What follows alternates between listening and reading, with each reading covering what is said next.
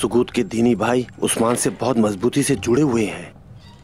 इन लोगों को अपनी सिफ में शामिल करके बगावत पर उभारना आसान नहीं होगा। जिस कदर भी मुश्किल हो, मुसलमानों को मजीद अपनी सरजमीनों को गंदा नहीं करने दूंगा इंदरियास, समझ गए तुम?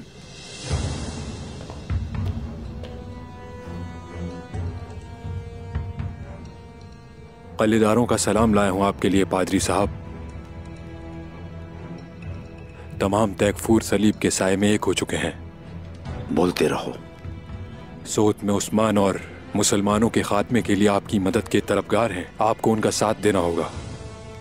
अपने जालिम तरीन दीनी भाई को तुर्कों पर तरजीह दूंगा।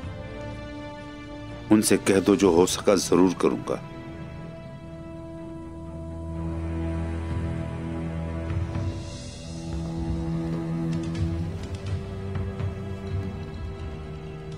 मोहतात रहो, इस इत्तेहाद को अव्वलियत दी जाए, अफशा ना होने पाए।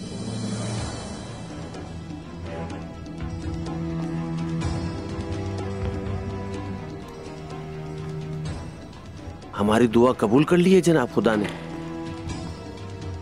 जरा सा रह गया उस्मान, ईसा की औलाद अपना इंतकाम जरूर लेकर रहेगी।